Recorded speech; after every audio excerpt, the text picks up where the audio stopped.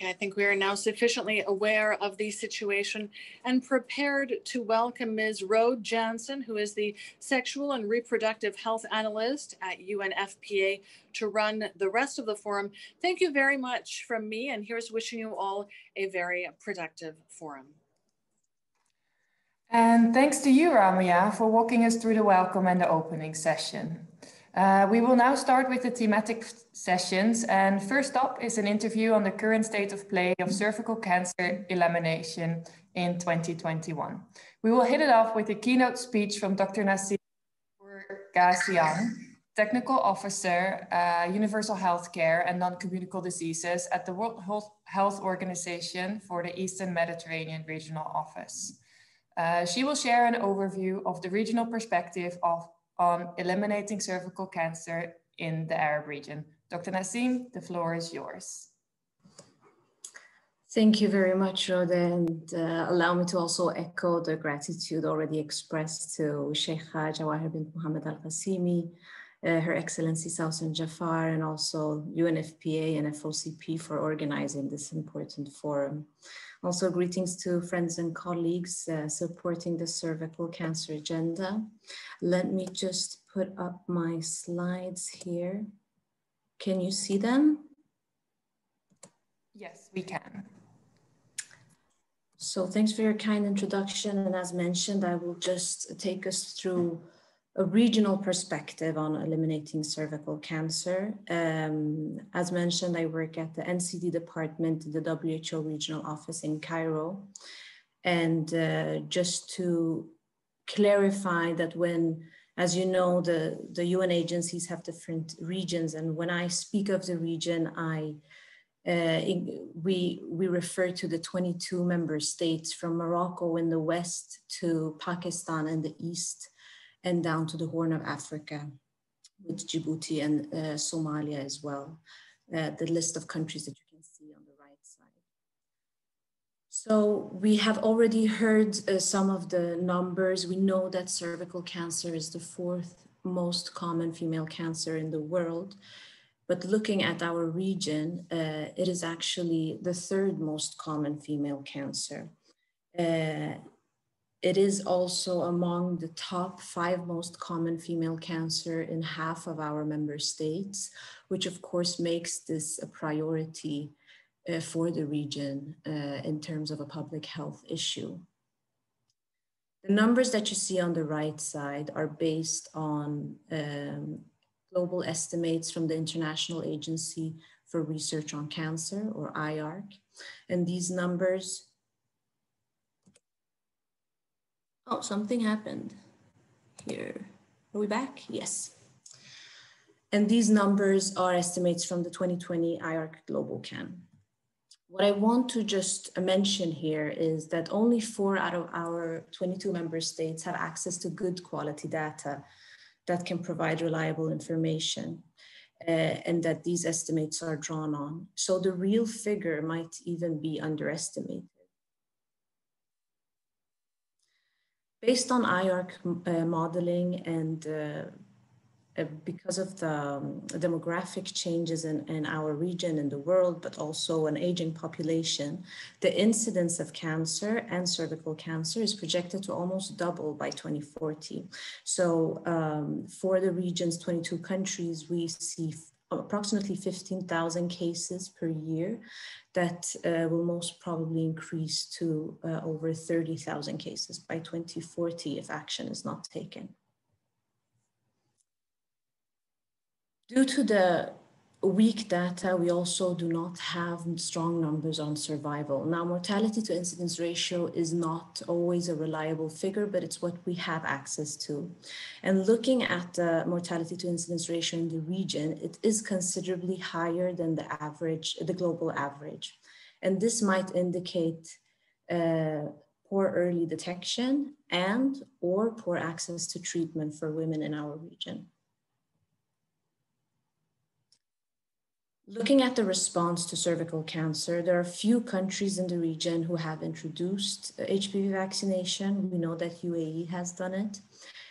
and or are planning to do so. We have Morocco, who has a very strong introduction plan and communication plan set up, but has met difficulties due to global supply issues. When it comes to screening, we have 9 countries in our region who report the availability of national cervical cancer screening programs.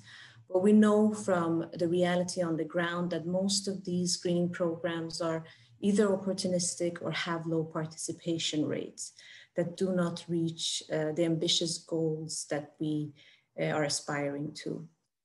All points of improvement, but still a sign that there are programs and there are interventions that have been initiated.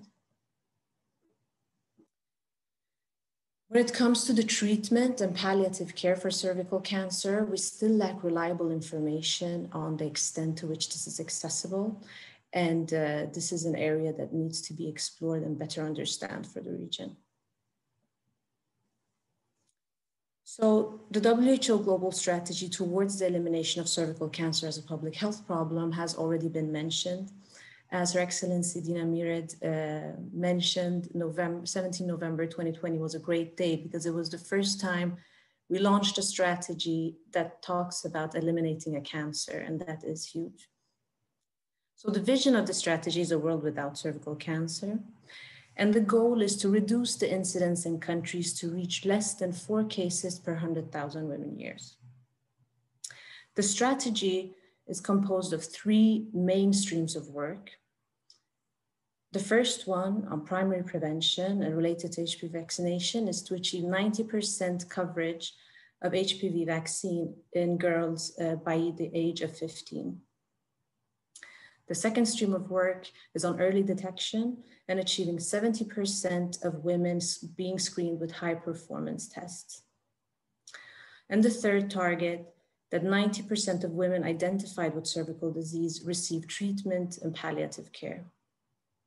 I want to stress here also that when it comes to the palliative care for cervical cancer, there are a lot of psychosocial and difficult symptoms that affect these women on a social level, but also lead to stigma and difficulties. So we really need to stress that part of the work.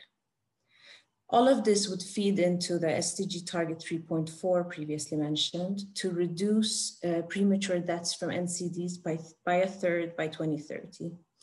And cervical cancer, being a disease that affects women in their most productive stage of life, is indeed a core part of achieving that SDG target. Not only for those women, but also for their children, for their communities, and the societies that they live in.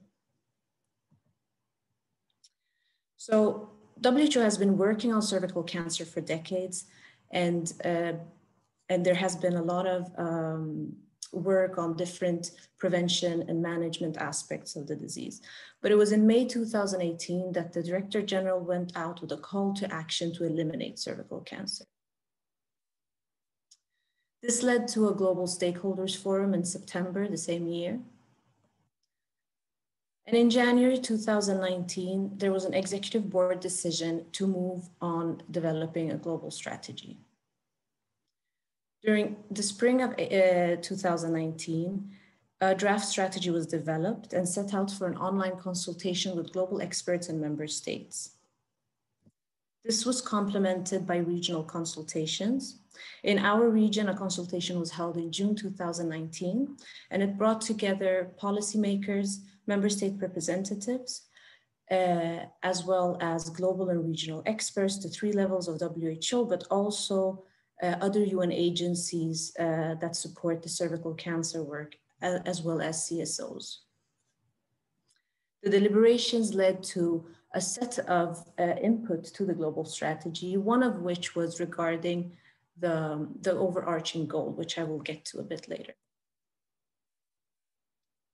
In January 2020, the Executive Board presented the strategy, and the plan was that in the World Health Assembly of May last year, it would be presented to member state, vote, and hopefully endorsed. But as we know, COVID-19 didn't allow our plans to go as we wanted. Because of the difficult situation that the world was facing, we had we had some agenda items of the World Health Assembly being moved, but this did not stop the work from progressing. Over the summer, procedures or silent procedures with member states continued, and the global strategy was endorsed and launched on the 17th of November, 2020. So just coming back to the epidemiology, as I mentioned, the overall target or goal of the strategy is to achieve an incidence under 4. As you can see on the table on the right side, there are 12 of our countries, the ones marked in green, who already have an incidence that is lower than 4. The ones in orange or yellow have an incidence between 4 and 10, and the ones marked in red are the countries that have an incidence over 10. So looking at this, one of our input was, or one of the thoughts or points of discussion have often been that the incidence is already low in this region. So is there really a need to do something? And with this strategy that we have, I would like to say that it's actually an opportunity to do something. Looking at this strategy, the incidence goal and the situation in our region, this is really a chance to change and a chance to change the narrative. We need to move from, we do not need to prioritize cervical cancer, to we stand a very good chance to eliminate cervical cancer. Because often we hear about our region being the WHO region with the lowest incidence, and therefore maybe less action. But I think we actually have the opportunity of taking action to lesser cost and achieve a better investment and stronger impact. So looking at the regional situation, and in our interactions with our member states, there are some perceived challenges when it comes at least to the 2 first streams of work on HPV vaccination and screening. Vaccine hesitancy is, of course, an issue that affects vaccination in general, and not least for HPV vaccination. This is what makes introduction and strong communication plans keys as we roll out HPV vaccination in the region. Sociocultural factors was already mentioned. I just want to point out here that I don't think our region is alone in that. It's something that affects the HPV vaccination programs across the world. As you've seen of the list of the countries, we have a very diverse region, and coverage inequity that are affected by factors such as geographics, demographics, and wealth distribution are of course important factors. We have a limited global supply that unfortunately is suffering a bit also from the COVID-19 situation.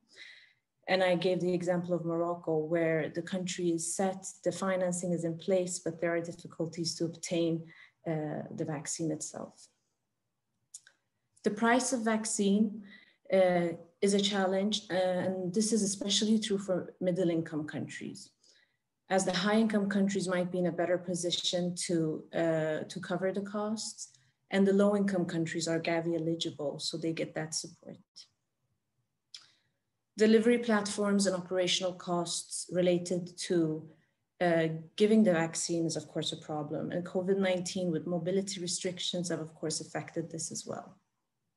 When it comes to screening, design of the screening protocol is one of the challenges. Some of our countries have invested in cytology or VIA screening programs, but now see themselves facing a change of the design with the high performance test or HPV testing being recommended.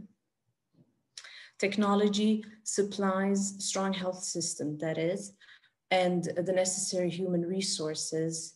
How this is geographically distributed in countries are another set of challenges. Also the ability to have screen and treat as a one-stop shop. And then uptake and coverage of existing programs, as I mentioned before, which also goes back to the civil registration systems and the mode of communication. How do you make sure that you reach all the women that need to be screened? And M&E performance of programs, and of course the access and affordability. These interventions being part of universal health coverage benefit packages is so important. So looking at the way forward in the region, I just wanted to highlight some parts of the work that is ongoing and how we envisage pushing forward the cervical cancer agenda in the region. So a regional cross-departmental task force was established in EMRO to support our member states for the cervical cancer agenda. It was established in January 2019, and it consists of colleagues from not only our department of NCDs that cover the two streams of work related to screening and treatment, but we also have our dear friend, Dr. Kamal Fahmy, who I believe will also be part of one of the panels this afternoon, who covers HPV vaccination. And we also have colleagues from the health promotion and the reproductive health unit, making sure that cervical cancer is reflected in reproductive health strategies in countries, and that we have an integration of services for screening. There is a clear need to strengthen cancer registries and research to inform policy. We have ongoing work in collaboration with IARC, where support is given to countries to strengthen overall cancer registries, and pushing points or strengthening in particular cervical cancer registration is an important part of that work. When we engage with countries, it's important for us that the dialogue on national level emphasizes how to best integrate cervical cancer interventions in the overall national cancer control program to make it more sustainable, but to also avoid having vertical programs coming and diverting the attention or causing funding problems for the national response. We hope to leverage on the opportunity of having Gavi support and pushing forward introduction of HPV vaccination in Gavi eligible countries over the region. Currently, there are 7 countries in our region, and some of them are also the high incidence countries such as Sudan, Somalia, and Djibouti. We support the countries in reviewing their national cervical cancer screen and treat methods, and to make sure that countries get the support they need to move on to high performance tests and optimal precancerous lesion treatment modalities based on WHO guidelines that are being finalized and launched or have been now in this period. So all the countries in our region have committed to universal health coverage, and it's important for us to make sure that as countries develop their health benefit packages, prevention, treatment, and palliative care services for cervical cancer is taken in consideration and included to make sure that everyone in countries have access to these treatments without facing difficulties of payment and access to medicines and so on. So in order to adapt or implement the global strategy in our region, it's important for us to also get an in-depth understanding of the health system readiness and barriers in our region. To do that, we are right now supporting some implementation research to be carried out to guide the regional adaptation of the global strategy, to make sure that the challenges perceived and the needs of our countries are met as we embark on the concrete steps of implementing the strategy. I would also just like to mention that there is a great momentum when it comes to cervical cancer and female reproductive cancers in the region.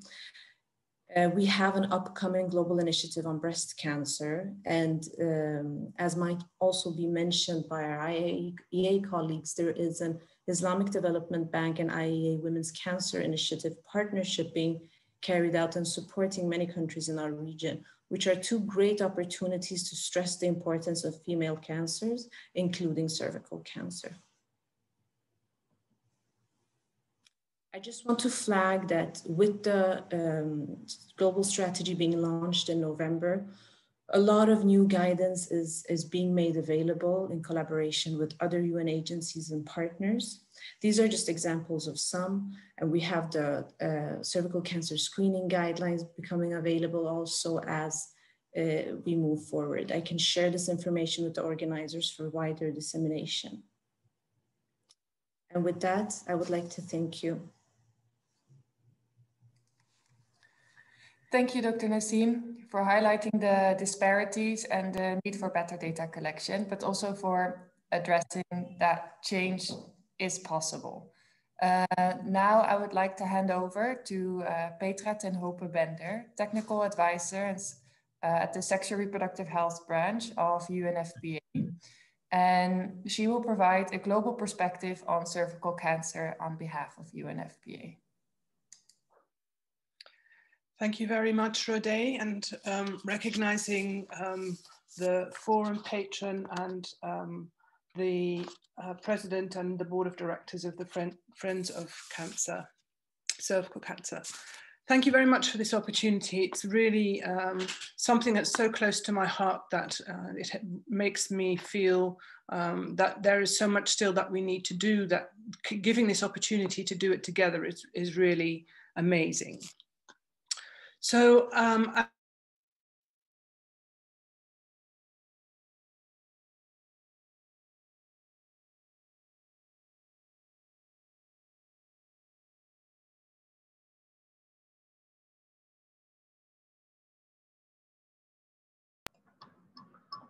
Dr. Petra. I've unmuted. Yes, now you can. Thank you. Did you not hear me at all? We did actually. You can continue from there. Thank you very much. Could you give me the next slide, please? Thank you very much. So a lot of the things that are on my slide set you have heard already. So in some of the pieces that I'm going to be talking about, I'm going to take it from the perspective of the woman, because we've talked a lot about what the organizations are doing and what the plans are, but there are still so many women who don't have access to these kinds of services. So despite it being the fourth most common cancer in the world, the highest risk countries have still 75 women per 100,000 who don't have access to care, compared to 10 per 100,000 in our developed countries. 90% of the global deaths are in low and middle income countries, and it's projected to increase, as we've already heard as well. Next slide, please. The proportion of women with cervical cancer who die from this disease is greater than 60%. That's an enormous amount compared to 30% in other countries, specifically high-income countries. So what are some of the issues that women have to deal with that make this such a big disparity? Let us first look at the cervical cancer incidence on the next slide in 2018.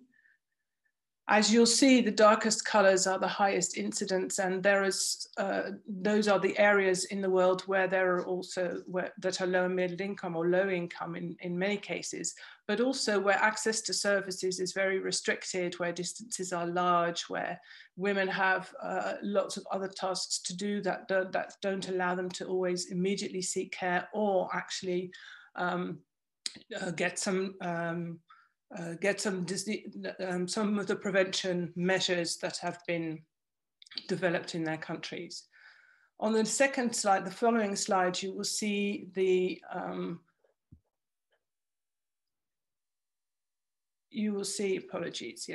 the actual cancer mortality in 2018, already explained by the previous speaker. But again, the same countries that have high incidence have also, of course, the highest mortality. One of the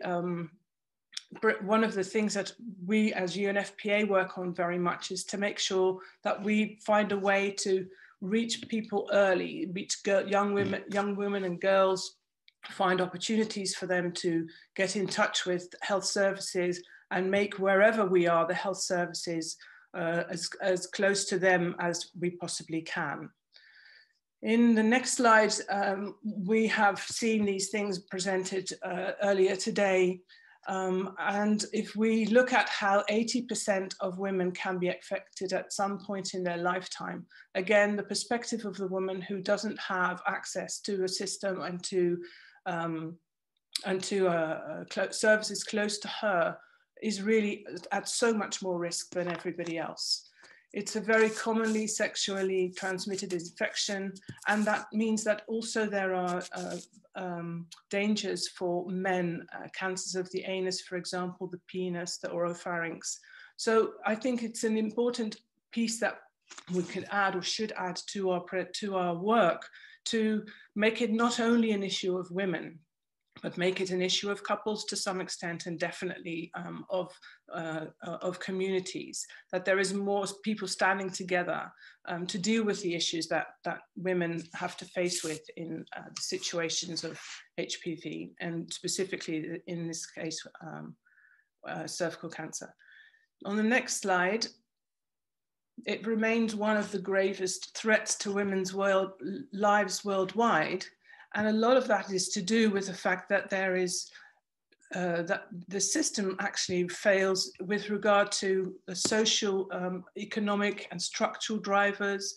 Some of those, of course, include poverty, gender inequality, gender-based violence, unequal power, relationship dynamic, social isolation, limited access to schooling, sexual education, and as well as the health systems that I've already spoken about earlier. So that increases vulnerability, and again, not only for women, but also for men. Next slide, please.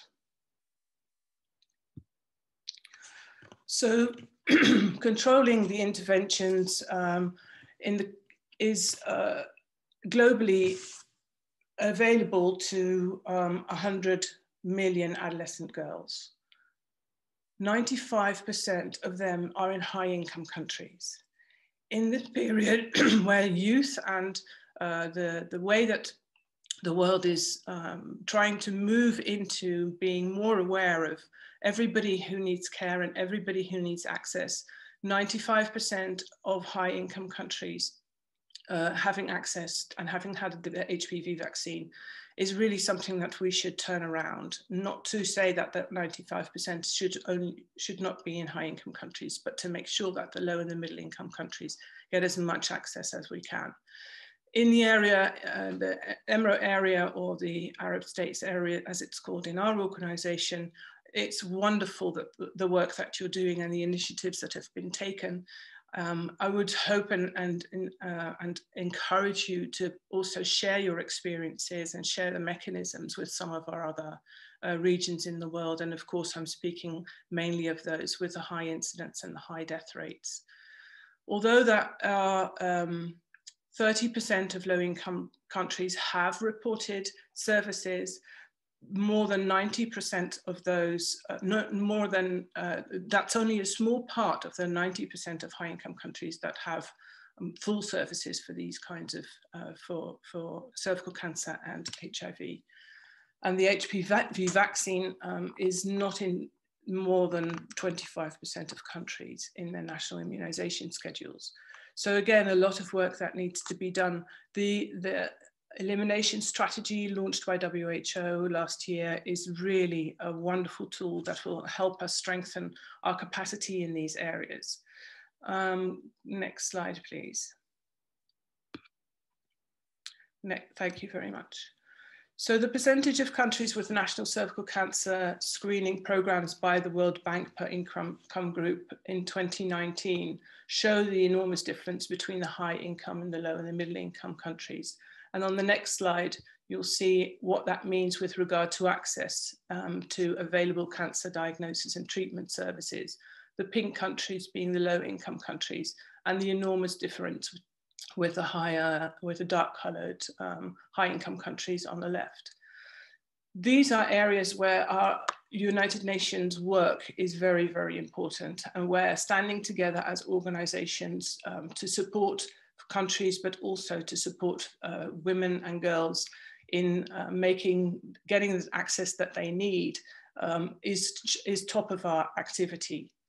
And on the next slide, thank you, the UN Joint Global Programme on Cancer, Cervical Cancer Prevention and Control that was launched by WHO, UNFPA and IAEA in 2018, sorry, all my dates are going wrong today, is really to end the death of cervical cancer by cervical cancer within 1 generation.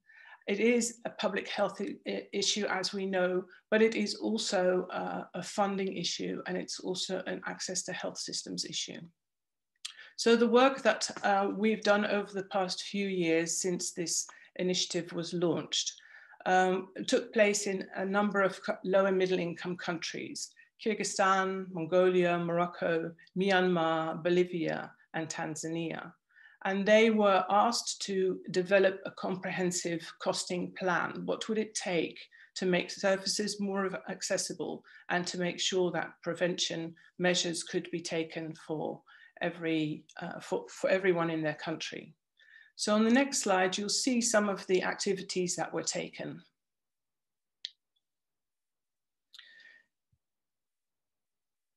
So establishing high-level political will and the Ministry of Health's capacity to be strengthened to carry out the program was one of the activities that many countries undertook. They also developed the infrastructure and organized at primary and secondary levels of care and set up screening and treat centers offering free services across their countries. Others introduced screening and treatment guidelines and increased efforts to improve access to cancer treatment and palliative care, and set up multi-sectoral working groups to streamline cooperation across stakeholders. In all of their initiatives, rolling out the HPV vaccine was an important component. That is not to say that was without any difficulty. Despite extremely limited resources, we have been able to get some national progress happening in cervical cancer prevention and control in these targeted countries. We raised awareness, we facilitated decision-making, we galvanized buy-in, and we provided technical support to develop that national plan and a roadmap towards elimination. We also helped define the metrics to achieve that elimination. The participation and coordination of UN organizations really helped leverage and bring together the strength, expertise, and the experience of each of those agencies in the UN Joint Global Programme. And that helped also internally among us as organizations break some of the barriers, because we were better able to understand what our colleague agencies were doing. So the ultimate results we achieved were stronger programs and activity for greater impact in countries. Now, with the global strategy for elimination coming on board, we are really strongly focusing and working to make sure that the UN Joint Global Programme focuses on what is needed in countries, and then in that way helps and supports the implementation of the elimination strategy. We have a number of organizations who are continuing to work together. We've worked with a specific modality over the past, which we will really want to make more flexible and make sure that all of the agencies that are a member of the UN Joint Global Programme can work to their specific strength in collaboration with others, so that we kind of together make the pieces of the puzzle. And with that puzzle better together and more complete, we hope to eliminate, and let me go to the last page, eliminating that cervical cancer that is within reach. But we need to look at this equality issues. We're very importantly needing to make sure that the capacity to screen and treat is widely available, that we reach vulnerable people, women and girls, of course, but also young men, and that we act together so that the Joint Global Programme provides the support to the elimination strategy that we all would like to see and that we can all work on together and be stronger from.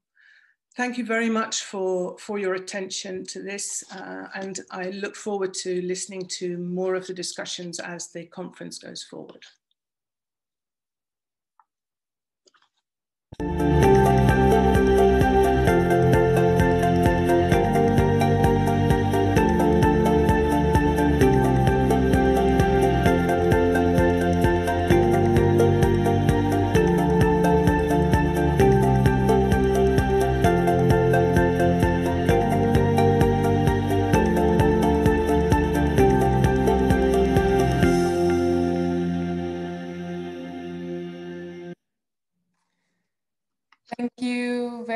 Petra, for providing a global perspective on cervical cancer and emphasizing the importance of coordination and collaboration between the different stakeholders and how the UN Joint Programme has supported these efforts. I'm also taking note of Jonathan's Almeida questions on the relationship between hormonal medicine and cervical cancer, but I'm suggesting that we discuss this in the afternoon when we are talking about the continuum of care in cervical cancer, if that's okay with you. Then I am happy to announce panel 1 on better healthcare policies for cervical cancer elimination under the guidance of Dr. Ibtihal Fadhil, the chair of the Eastern Mediterranean NCD Alliance. Dear doctor, the floor is yours.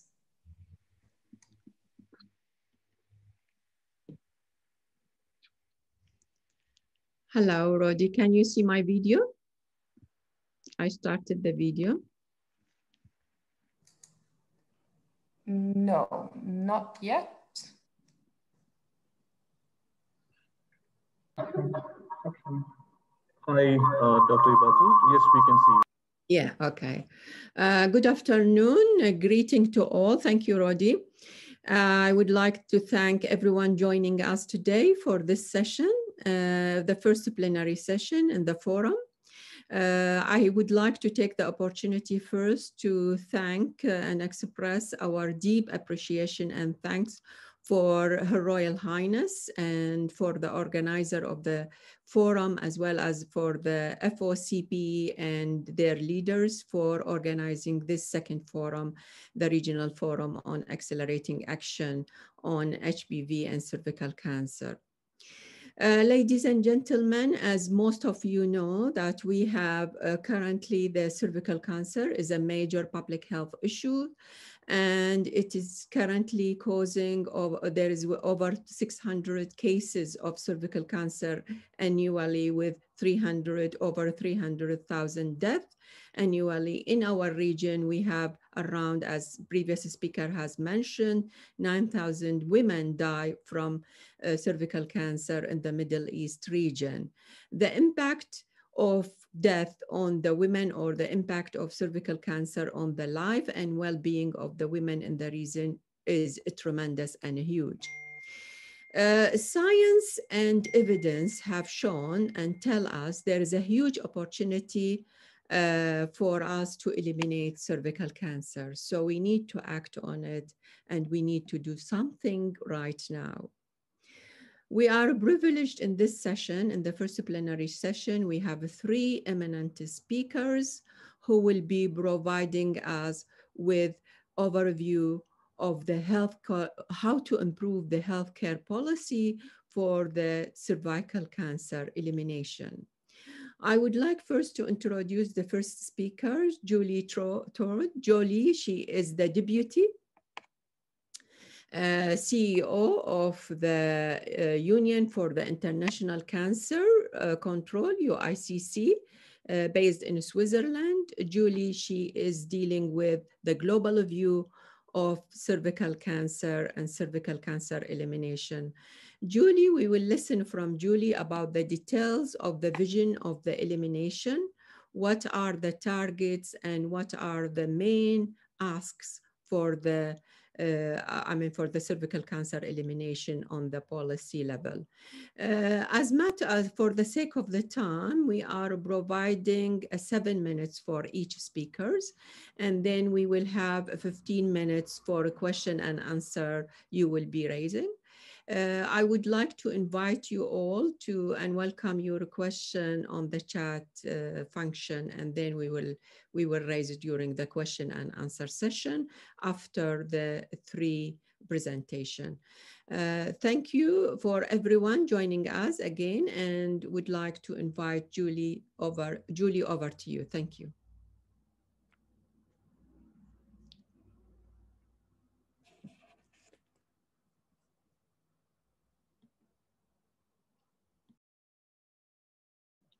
Hi, Dr. Judy. Apologies to interrupt. You're on currently mute. If you can unmute and then go ahead.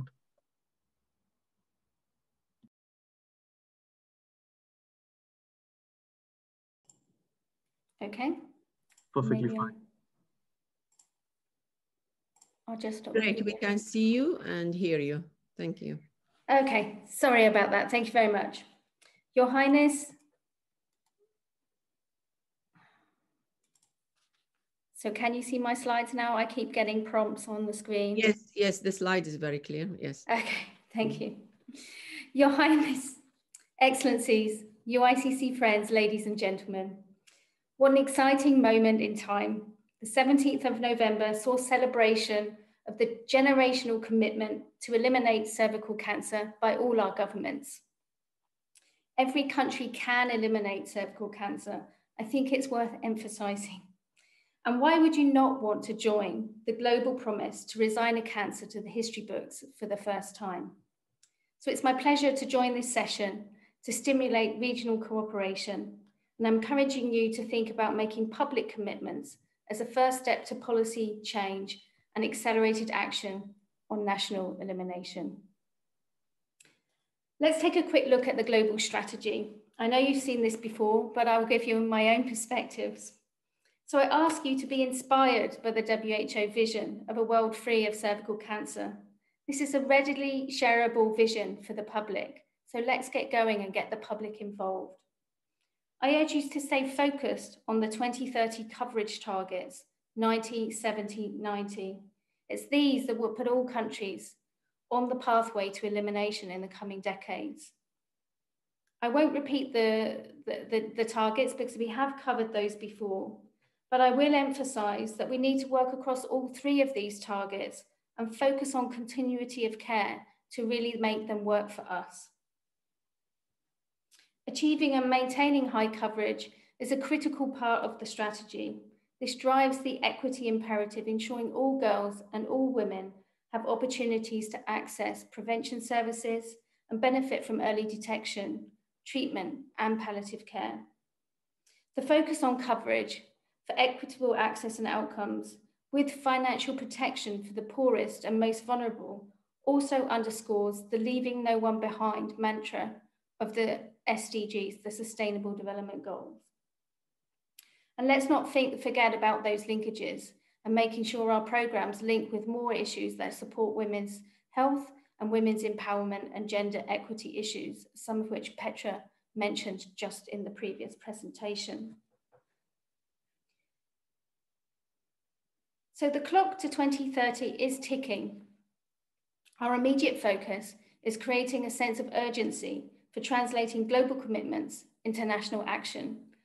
The prize is expressed in lives saved every day. UICC is joining forces across the globe, and here is our board member, Dr. Zainab Bagudu from Nigeria, in a recent meeting engaging on the Commonwealth. We recommend 3 early steps. We urge governments to make a public commitment to elimination and to girls and women in your country. We pressure your government to work with the World Health Organization to model when elimination for your country is feasible. This will be a galvanizing timeline for all stakeholders to take action and work as a partnership nationally. With this timeline in mind, we encourage you to update your National Cancer Control Plan and really develop a dedicated strategy on cervical cancer elimination. We do need to move away from blaming women for late presentation and shape development of strategies which address these 3 key elements. Equity, I don't think I can say that enough, integration, and building quality care. I challenge you to create the enabling environment for women and communities, shaping services using implementation research in and with communities and women. We need to break down stigma and shift your population to a prevention mindset. We need to maximize touch points for women with the health service, improving cancer health literacy, but also connection with services. We need to focus on access for poor and vulnerable groups and financial protection, particularly for cancer patients. We need to prioritize access and outcomes for high-risk girls and women. And whilst we've mentioned global disparities in incidence and mortality, let's not forget that there are disparities within countries, and we really must take a focus on those. So what can we do to accelerate national action? Well, we can learn from countries that are making good progress. Here I share the example of Malaysia. In brief, Malaysia has initiated a successful national school-based HPV vaccination program and is achieving about 80% coverage already. And for those diagnosed with cervical cancer, a network of public and private hospitals with treatment facilities are available to care for the women. Their greatest challenge, therefore, was getting women effectively screened. Although this was being offered for free in government facilities, the uptake of conventional pap smear was poor, with less than 15% of eligible women coming for a regular screen.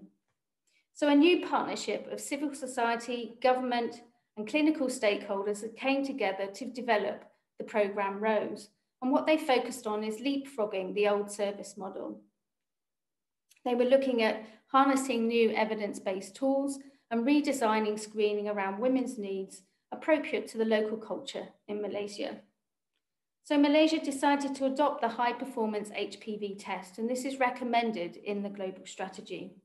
Not only is HPV testing more effective in detecting precursors of cancer, it also needs to be done only maybe twice in a lifetime, which is what the global strategy is asking us to aim for.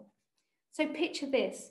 Malaysian women can now screen herself with a simple swab in a non-threatening environment and avoid the embarrassing and disparagement and discomfort of speculum pelvic exam, as we see in this picture on the left, carried out by a doctor in a clinic. You know, what woman enjoys that? But screening itself does not save lives. And it's what a woman does after receiving an abnormal screening result that really matters. So how do we help women navigate through the complicated care pathways that we often have? Well, Malaysia asked, what if all communication and subsequent follow-up for women can be done via a mobile phone? The program ROSE app not only permits women to be screened in the community by volunteers, but also the required follow-up and referral is organised through this app. So these are just simple tools, but they are effective and they're much easier to scale up quickly. So I recommend you take a closer look at innovations like the Malaysian ROSE solution. What else can we do to accelerate action? Well, we can start to build partnerships and learn from regional peers. I feature a few here that are building momentum around the globe. In Europe, we have the ECHO group, which is accelerating action across Europe and driving towards a common roadmap for Europe towards elimination. There's a Francophone African network, which aims to convene and coordinate funders and international partners for more efficiency nationally. And there's a pan-regional platform in both Latin America and the Asia Pacific, supporting peer-to-peer learning and technical assistance, really focusing on scaling up. I know there is an HPV network in the region, the MENA Coalition. Consider joining, and UICC is very happy to support and link with this initiative and help share ideas. For my final slide, I'd like to go back to the 17th of November. It was a successful launch, and the lighting up of key landmarks around the world really encourages us that there is strong support for this initiative. UICC proposes that the 17th of November is adopted as an annual International Elimination Day every year. We welcome your support in making this happen. But this means there are only 10 annual days to 2030. So we're interested in your ideas on how we make these 10 steps to achieving the 2030 targets in your region. I also share this link with UICC World Cancer Day materials. We have a spotlight on cervical cancer.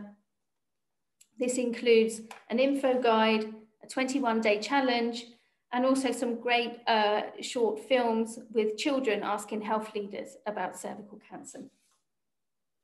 So please promote them, please use them and give us your feedback. I thank you for your kind attention. Over to you, Ibtihal. Thank you very much. Thank you, Julie. Thank you very much. And thank you for sticking to the time. And it's a great, and we will raise some of the key issue you highlight in your presentation later on. The second speakers, of course, we will be hearing from one of the developed country with a well-established health system. So Professor Colm O'Mahony, he is a consultant physician, a British Association for Sexual Health in the United Kingdom. He reminded me not to expand on his profile, so I'm sticking to these one or two titles. Professor Mahoney, I mean, I think it's an opportunity. This is a cancer. We can eliminate it. For the first time, we will be able to eliminate a cancer. Can you please highlight and giving us insight how you advocate for the vaccination in UK and what is the lesson learned from United Kingdom? Over to you, Professor Colm Mahoney. Thank you.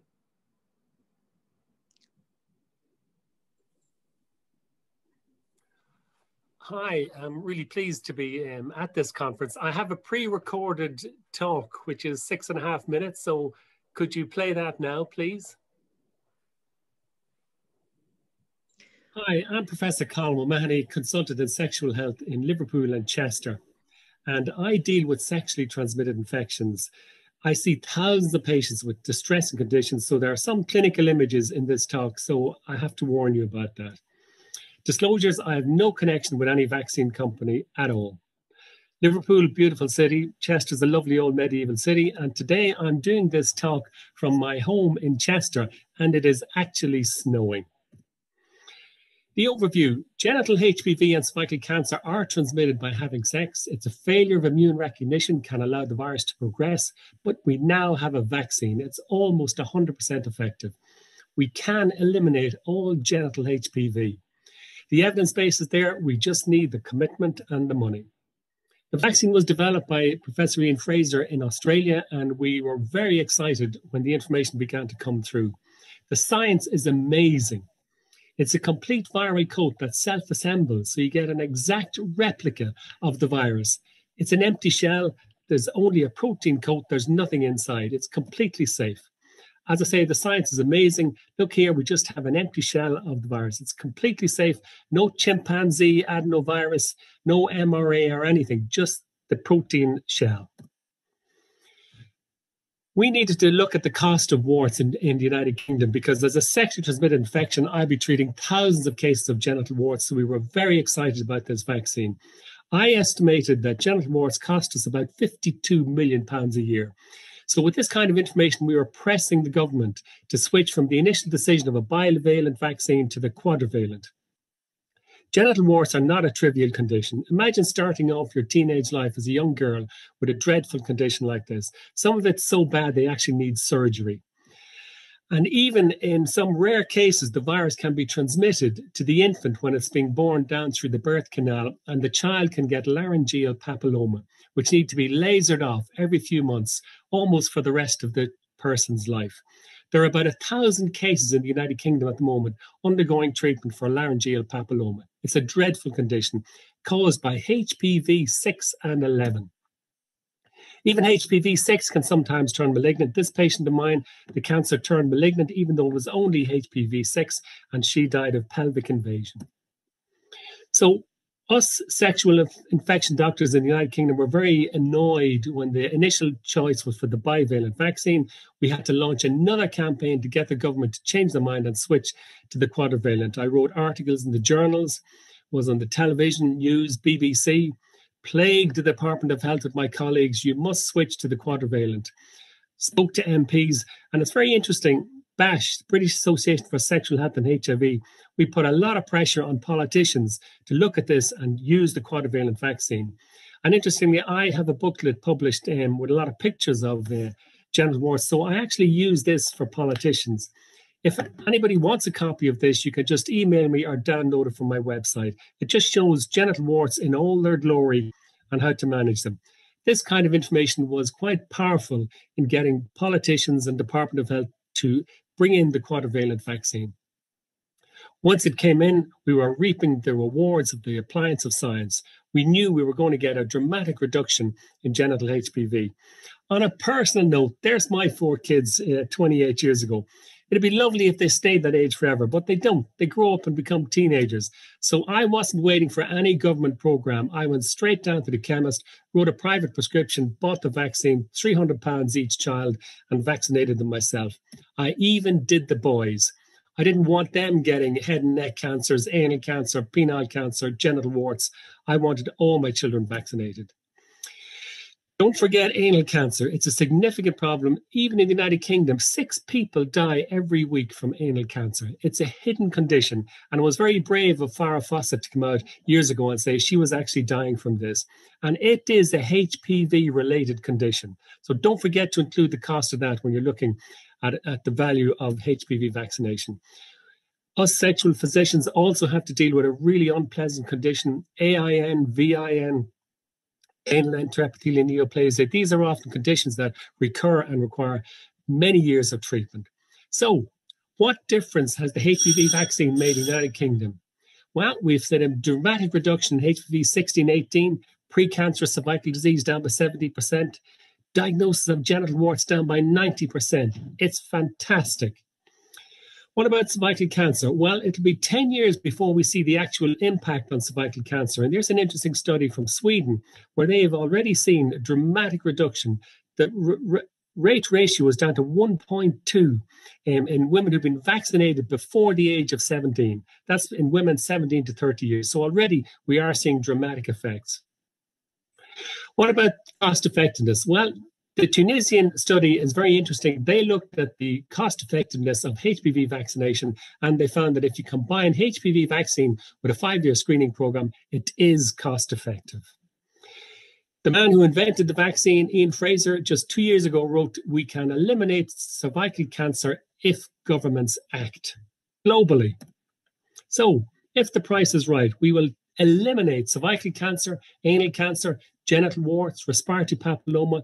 We'll have a big impact on AIN, VIN, VAIN, penile cancers, head and neck cancers. Us sexual health physicians would say the vaccine must include 6 and 11. So thanks very much for listening, and goodbye from snowy Chester.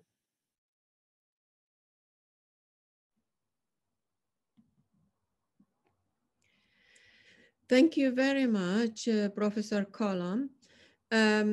And I think we will raise some of the question later with you. I mean, we are going to move to the local, and Dr. Munal Kuwari, we have the privilege to work Dr. Munal Kuwari on different level. She is the director of the Specialized Care Management and Executive Vice President of the team at Ministry of Health, UAE. Dr. Muna, I'm sure we have a different cultural view and different perspective on the area of cervical cancer screening as well as vaccination. UAE is the first country in the region which has successfully implemented the vaccination program. So we want to hear from you, what are the situation in UAE? I know the high commitment from the government to all issue of cancer control, and we want to see what are the lessons learned and what is the status in United Arab Emirates. Over to you, Dr. Muna, and thank you for joining us today. Thank you, Dr. Ibtihal. It is my pleasure to be with you. I will just give you briefly about the HPV vaccine and cervical cancer in UAE. As everybody knows, UAE is comprised of 7 emirates, and the country population is multinational with different culture. The country population has increased substantially over the decade, and multiple government and private health provider with the oncology service.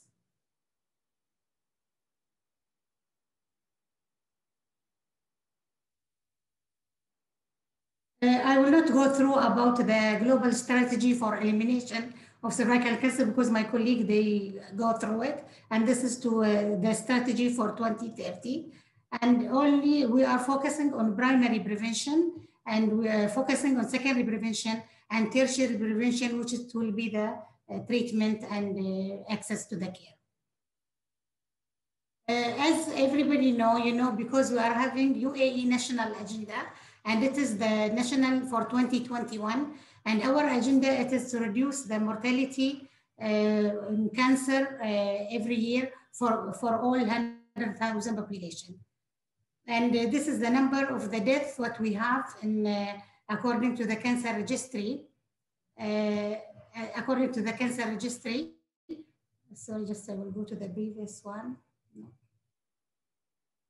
This is according to our cancer registry, and we are the targeting now.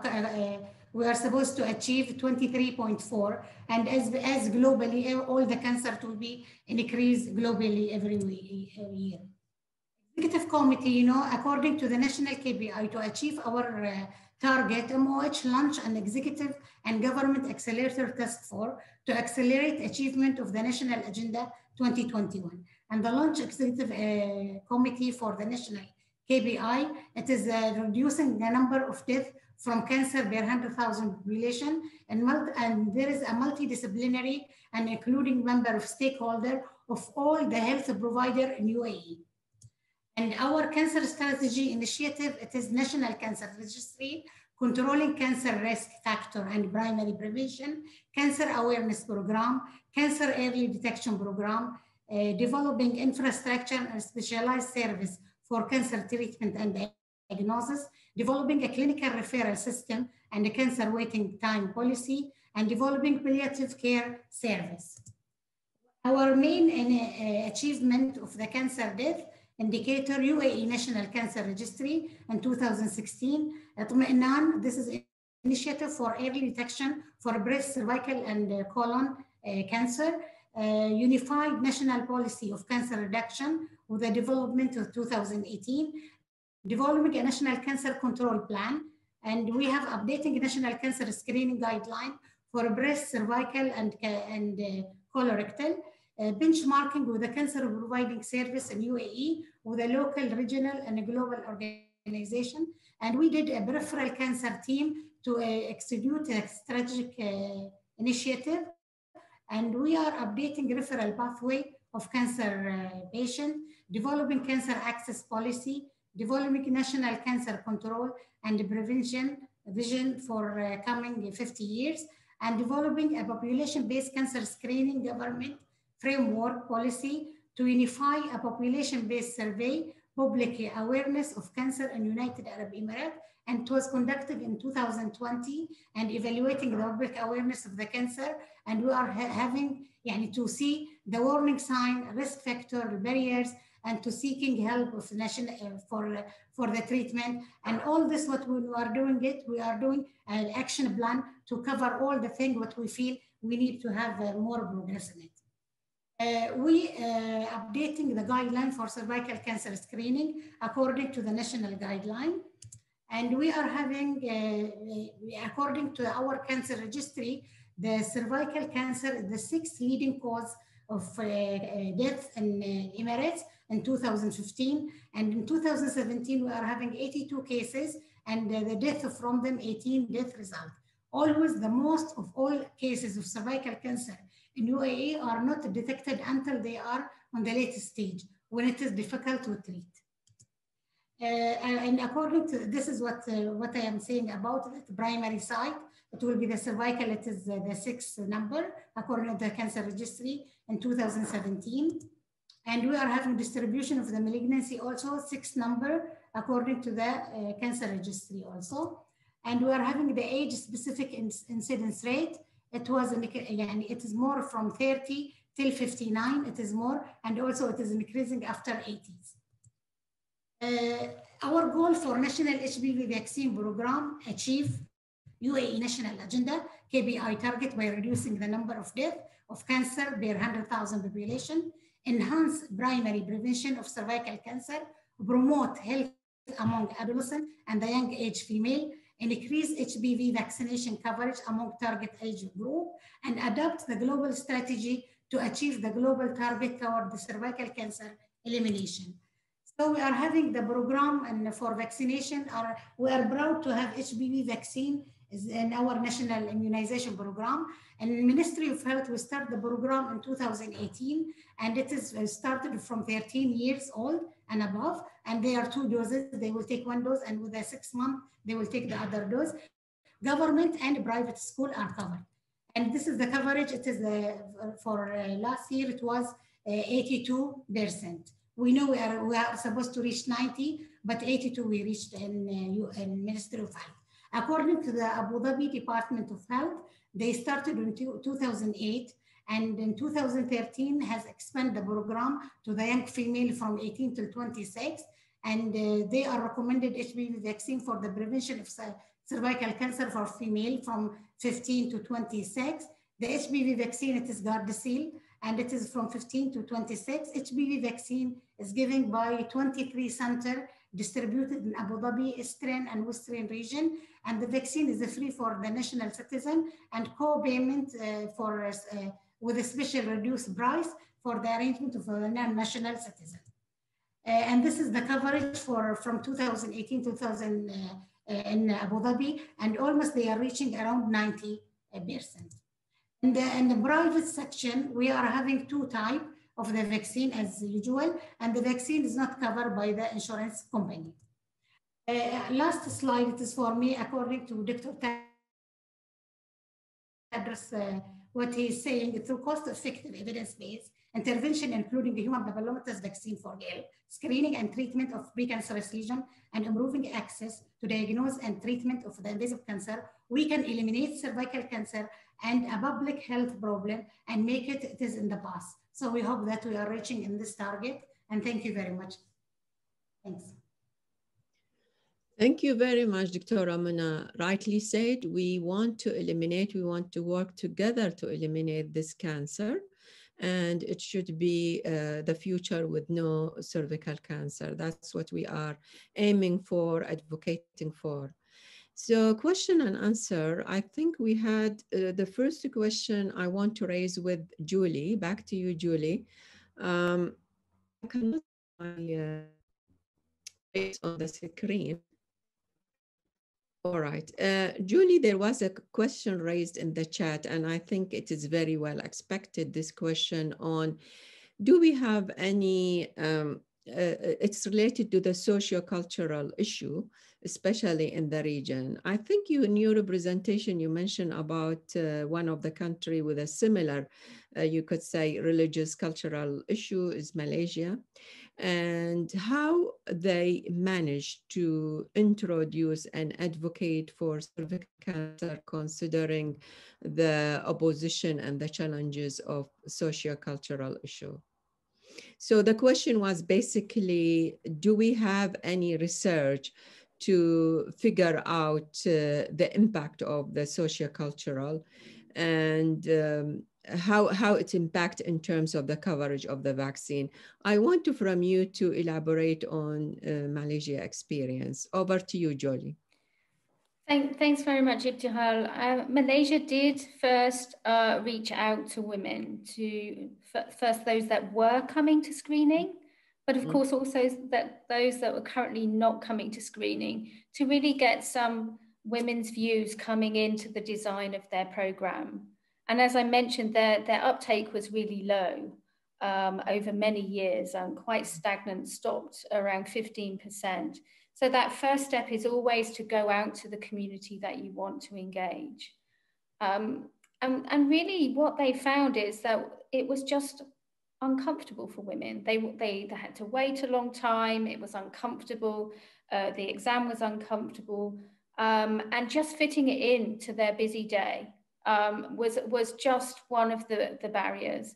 So by really aggressively promoting the self-sample and the flexibility of making an appointment with the app, so you can sign up to the app, make an appointment, either do your own self-sample or come into a clinic, have a discrete closed off area where you do the swab, and then you're in the system and you get your result, and that might be a negative result for the most women, and that's, you know, they get an appointment for a few years' time.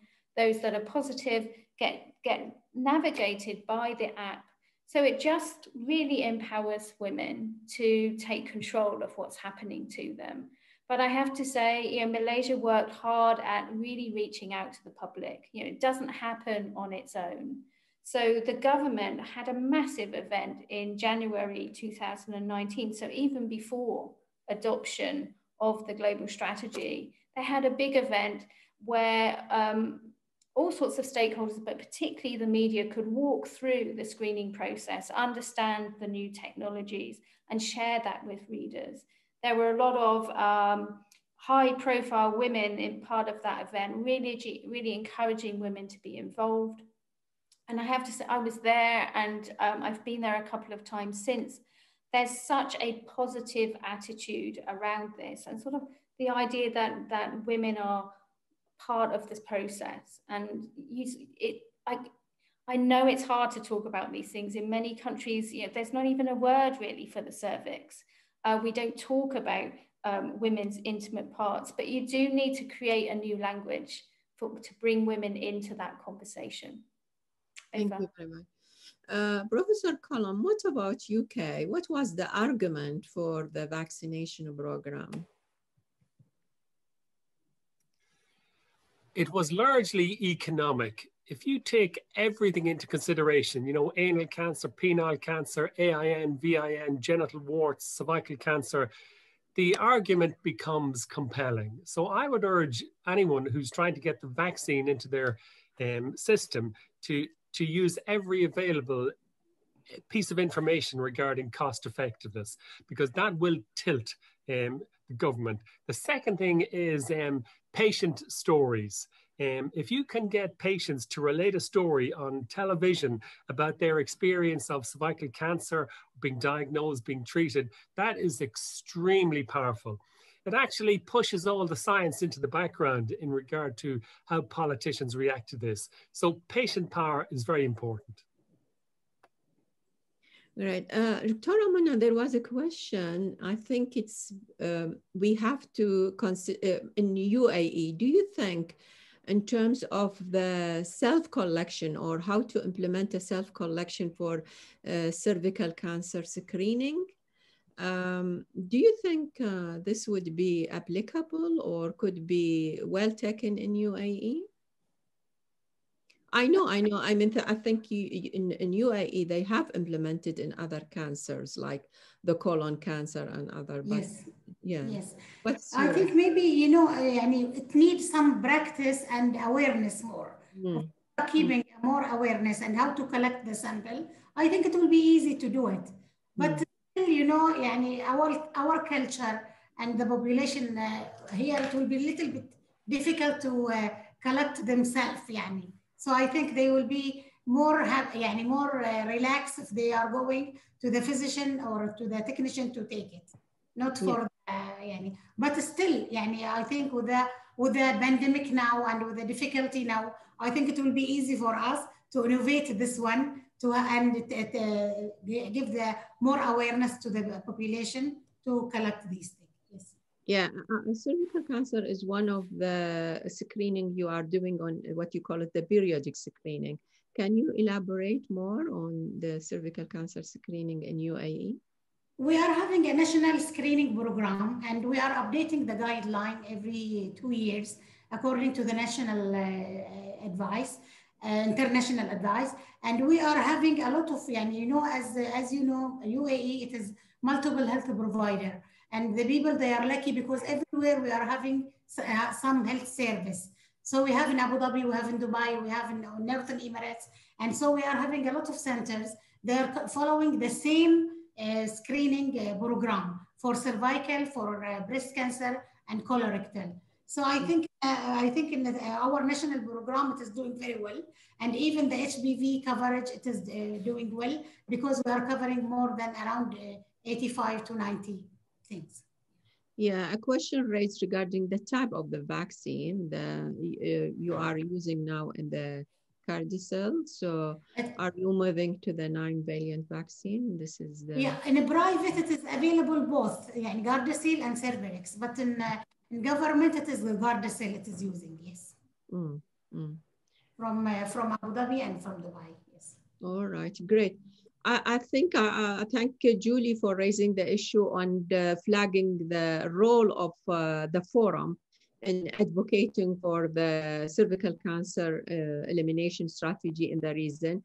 And also I would like to highlight the role of the civil society, specifically, particularly the FOCP, their work, and the commitment from Her Royal Highness on that cause of cancer in general, non-communicable disease, and in particular the cervical cancer.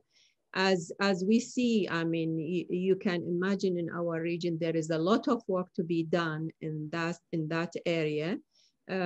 In terms of people raised in terms of research, in terms of getting the community and the public ready, in terms of putting a strong argument for the leaders to move ahead with this elimination strategy. UAE set one of the best examples in the region, but we have many countries who are suffering a lot of challenges and destruction in the health system, and we are saying here we have to work with all of the countries in the elimination strategy. I think we need to stop here because of the time shortage. And if any of our listener would like to raise a question with the speakers, please send through the Secretariat or through the FOCP. Thank you all for joining us, and thank you again for the organizer for having this platform. Thank you, and back to you. Thanks, back to the organizer. Thank you again. Thank you, our speakers. Thank you.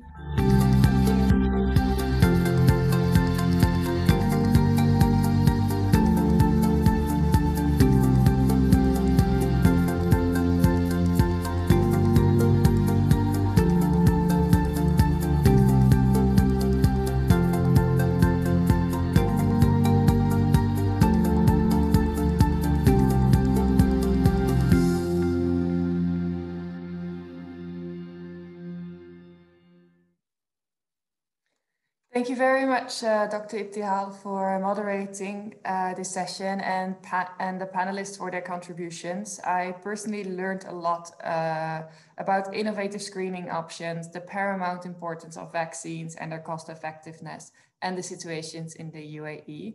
I also would like to echo Dr. Ibtihal's message. On the virtual platform, you can reach out to the panelists and you can ask them their questions and keep the conversation going. That being said, in the following panel, we will be reflecting on the first cervical cancer forum, which did result in the Sharjah Declaration 3x3. And the next panel will reflect on this and discuss the way forward under the guidance of Dr. Ziad Mhiersi. The floor is yours, Doctor. Thank you, Rode. Thank you, everybody. Thank you for all the speakers for the meaningful presentations we had this day, and I'm really excited. This conference is a dream come true. We started thinking about it and discussing it with FOCP and a lot of other partners in the regions a few years ago already, and we were lucky to create and establish our first sort of coalition in the MENA region through the work that we did for this conference 2 years ago. And now here we are again, 2 years later, coming together to talk about cervical cancer in what seems like a very difficult period for the world in the midst of a pandemic. But I'm really grateful for Her Royal Highness, for FOCP, for bringing us together again in 2021 to put this priority, this public health emergency on the map. So for our panel today, we're going to invite 3 incredible experts who have been playing a crucial role in moving the agenda forwards on cervical cancer in the region. I'll start with Dr. Sawsan Al-Madi. She is the brain and mind and heart behind the work that's being led out of FOCP on cervical cancer, but also on all sorts of other topic areas that she will be able to describe a little bit in her presentation. I will also present Dr. Shibl Sahbani. He's the Regional Sexual and Reproductive Health Advisor at the UNFPA Arab State Regional Office. But more importantly, he's an activist at heart. And then thirdly, Dr. Kamal Fahmi. He's a medical officer within WHO EMRO.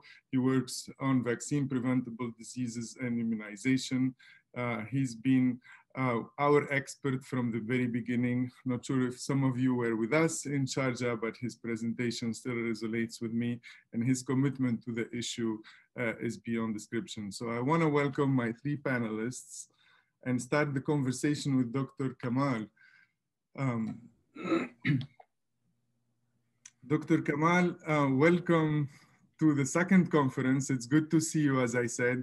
It's really nice to reconnect 2 years later and basically ask you what happened in the region in the last 2 years.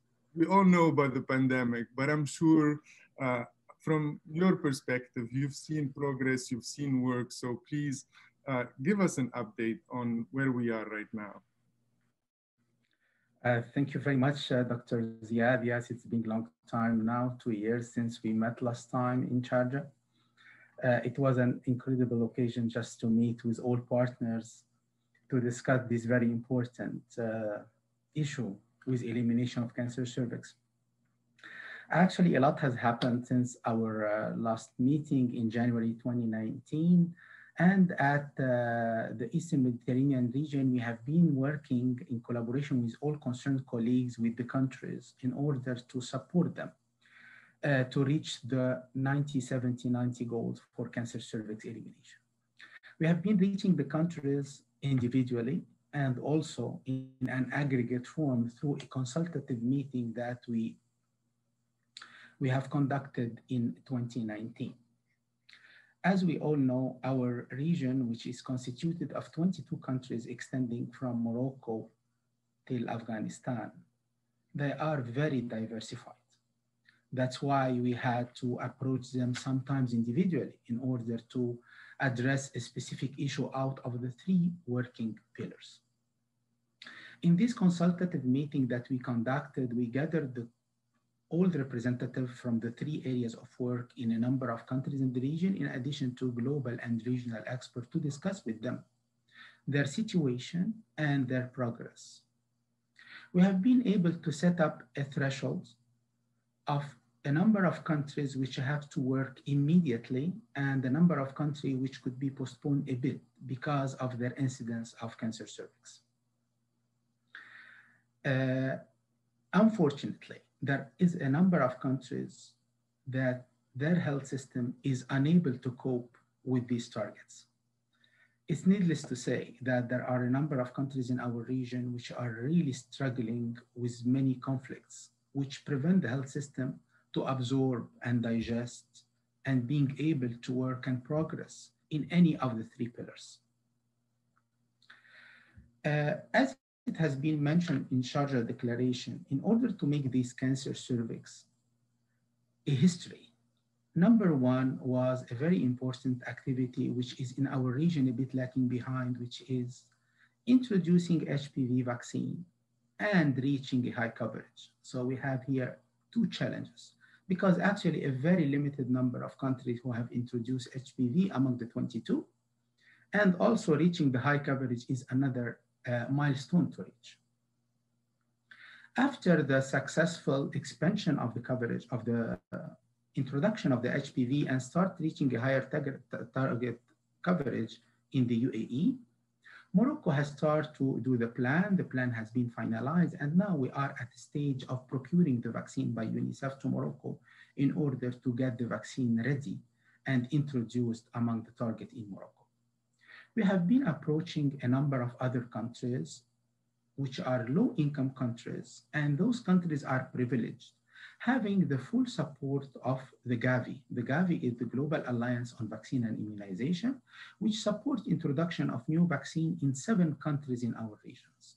So we have been approaching in 2019 a number of those countries where their system and their community and their NITAG, which is the Technical Advisory Committee, has been committed to introduce the vaccine. And we started to work on the application. But as you all know, starting 2020, in March and April, everything has stopped because of this COVID pandemic.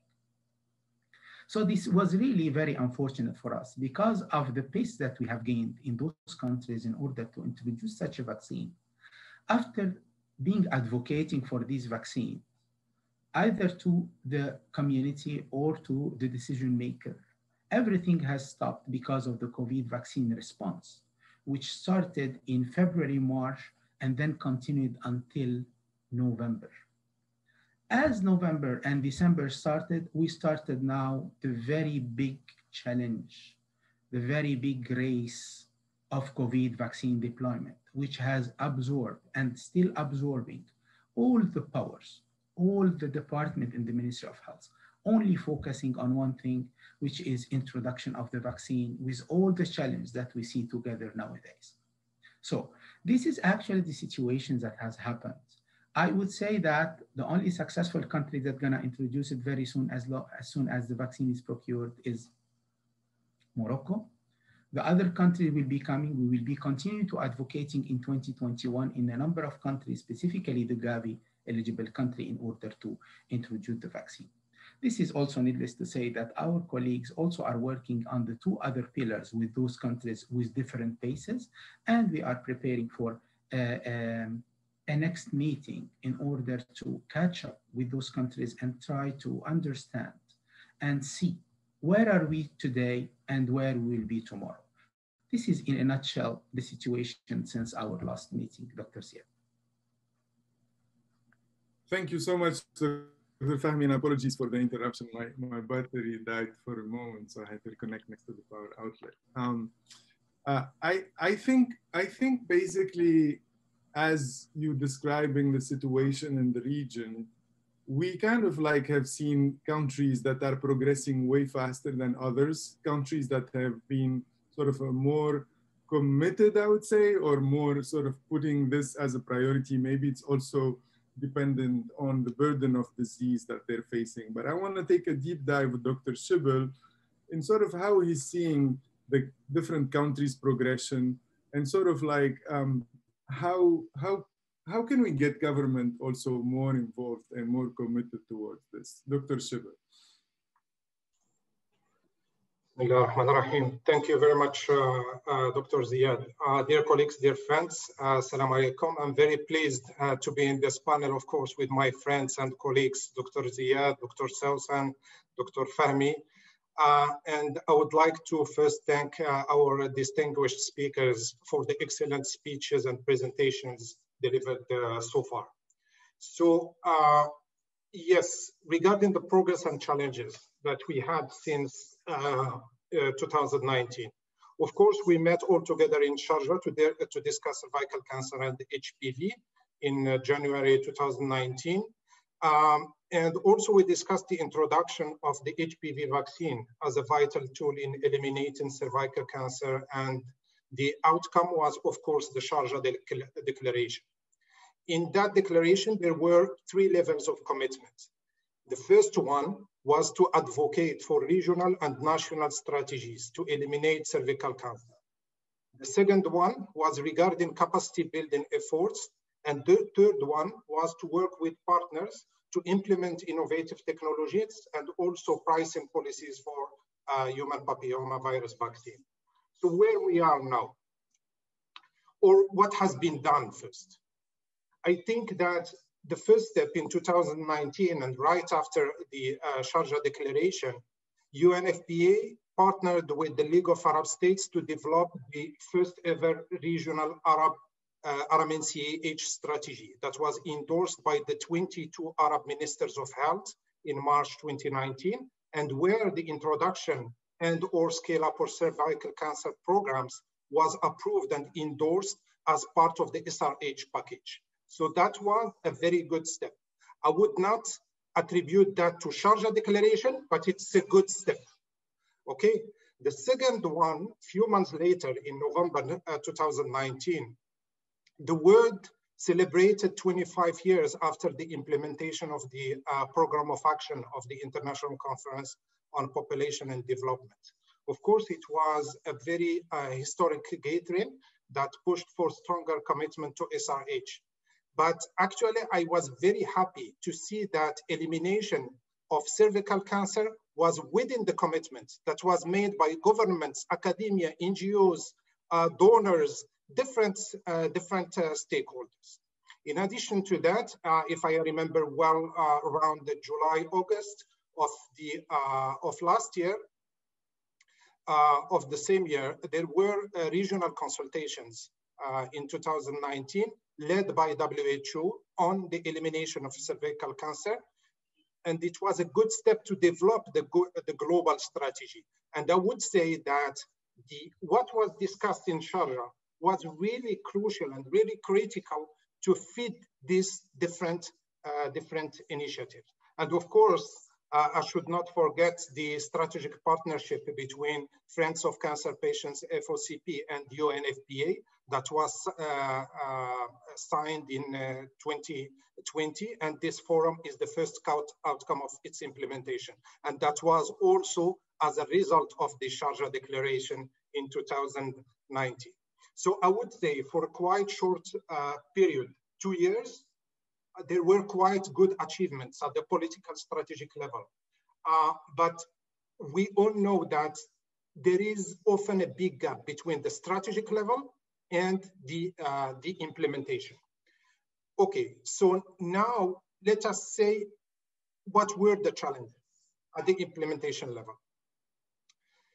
National cervical cancer screening programs, when they exist in some countries, they are often weak and there is a low demand. And this is mainly due to the lack of integration of cervical cancer screening program within the SRH package within the primary health care. And I will just share with you one very quick experience that I had. Fortunately, I had the chance to be within the interagency team that did the first mission as part of the global joint program on cervical cancer. And when we visited the field, I was really surprised that in some of the primary healthcare centers, we can find, for instance, that there is 1,000 beneficiaries for family planning per week, while you find only 5 or 6 who benefited from cervical cancer. So this is the issue of the integration. Why this 1,000 don't benefit at least from education and even the screening for cervical cancer. In addition to that, and based on the recent study that we conducted with the League of Arab States and the MENA Health Policy Forum on the impact of COVID-19 on sexual and reproductive health services, we found that RH services, including cervical cancer-related services, the utilization was very limited due to 2 things in 2020. First is the availability of the services and also the limitation in access. And here I want to highlight certain maybe recommendations that we will discuss later on the innovative approaches like self-care or telemedicine and so on and so forth. Now, I will conclude here very, very quickly. I see you smiling, Dr. Ziad. So with regards to the HPV, my colleague, I don't remember if it was Dr. Petra or Dr. Nasim, who mentioned that less than 25% of low-income countries have introduced the HPV vaccine. Actually, in our region, it's even less than that. We have only 10%, which means 2 countries in our region who introduced the HPV vaccine, UAE, and my colleague will talk about that later, and Libya, But Libya faced a lot of challenges due to the humanitarian situation and so on, which is unfortunately prevailing in our region, and this applies to many other countries. In addition to that, other countries, they have the HPV vaccine, but not within the national immunization program, maybe in the private sector and so on. And only one country in our region since 2019, Sharjah Declaration, committed to introduce the HPV vaccine, which is Morocco. But again, like other countries who made the commitment, they developed their communication strategy and so on, but there were certain conflicting priorities, mainly due to flu vaccine and now the COVID vaccine and so on and so forth. Thank you very much. And sorry for being long. No, thank you, Dr. Shibel. I actually want to say that Tunisia has made the commitment to include it in the immunization program, but that was in the midst of an electoral campaign. So as the campaigner did not win the elections, we still don't know if it's actually part of the immunization program or it's not part of the immunization program. But I'm happy to take a deep dive in the different countries, and I'll get back to you, Dr. Kamal, because I know you've been working directly with ministries of health, trying to collect data, trying to see how much progress we're doing. So I'd love to know more about that. But before going to discuss it later, Dr. Ziad.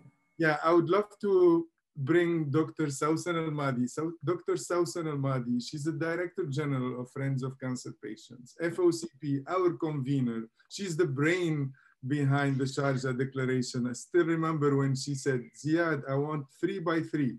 And I was like, okay, we're gonna make it happen. And we made 3 commitments in the Sharjah Declarations that actually Dr. Shibel has mentioned earlier. So welcome, Dr. Sawsan. And I really wanna ask you about, I mean, I can't find a better person like you to discuss about the role of civil society. You're working on the Sharjah level, you're working on the UAE level, you're working on the regional level, and with UICC, you're working on the international level. So Dr. Sawsan, what happened from a civil society standpoint in the last 2 years? Thank you, Dr. Ziad, for your kind word. And also thank you, Dr. Kamal and Dr. Shibel, for this great information that you have provided as a feedback and as a reflection from the Sharjah Declaration and our first forum back in January 2019. Of course, it was a face-to-face forum. If I'm allowed, Dr. Ziad, I know we discussed that there will not be a presentation, but I did ask the team today to create an infographic about Sharjah Declaration. I couldn't help myself. So if you allow me, I'll just present that. It's just a, yes, if it's clear. So it is just a recap of what is Sharjah Declaration is all about. So as you mentioned, Sharjah Declaration, which was established in January 2019 as an outcome from the first cervical cancer forum. Again, it was 3 by 3, as you mentioned, and it was 3 things that we have to do and 3 things that we have to commit. So the 3 things is working together in collaboration, especially on the HPV vaccine, strengthening the health services and increasing the screening. And also the third one was empowering health literacy and education. And what we committed to, not just Friends of Cancer Patients as a civil society, but everybody who actually attended that forum, and also part of our advocacy, what we did is we shared the Sharjah Declaration across our network. The commitment was to continue the advocacy. Number 2, to establish cooperative capacity, and number 3, again, to work in partnership to develop and implement innovation. So that is in general, and I would like to highlight for the delegates who's attending that this is available in the resource if they want to, have it and keep a copy of it.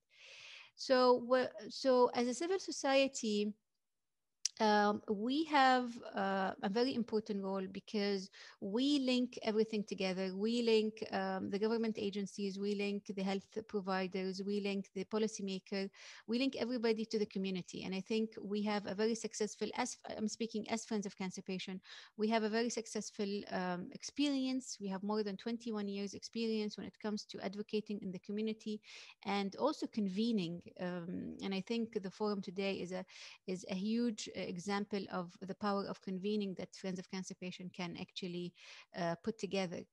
What we have done since then, and of course before COVID and the lockdown, which is since January 2019 until March 2020, was to actually work with our stakeholders, work with our partners, especially UNFPA, brainstorm about this forum, but most important, try to disseminate the Sharjah Declaration as much as possible.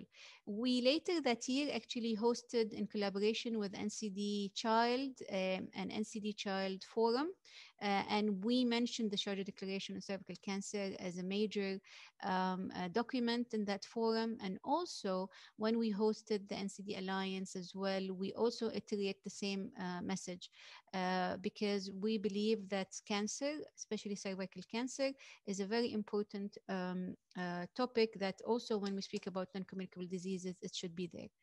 So again, going back to your question, civil societies has an important role, and I will reflect on the previous panel that was organized by moderated by Dr. Ibtihal, and what Professor O'Mahony was saying is the patient voice is very important. And I think civil societies is a great conduit and a great channel when it comes to patient voice. And throughout this forum, delegate will see that we have dedicated a whole panel for the patient voice, because again, it's very important. And also we have dedicated a whole panel about communication. So a little bit of media, although when we speak about cervical cancer, it will not come as a instant thought to you that media is important, but media and social media, mainstream media and social media are very important, because, and again, from our experience, we found that media can play a great role in disseminating to a huge number of community. What we can say, over 10 years, we can have, one concise message through media, told in the right way, told with the right narrative, can really hit the target that we want to reach. Over to you, Dr. Ziad. Thank you, Dr. I totally agree with you. The role of media is crucial in here, and I think we need more media and we need more exposure on this issue. The situation, let's face it, is not good. The number of rates is increasing. In the last 2 years, we're seeing more and more HPV prevalence rates in the region, particularly in North Africa, I have to say.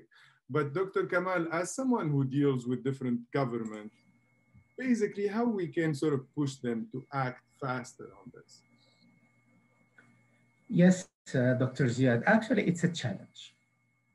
Not only the challenge that we have mentioned related to some weak health system in some countries, also some conflict in other countries, but the challenge that we are facing now, because we are working only on the COVID vaccination now, we see that this is not something that's going to be sorted out within the next few months.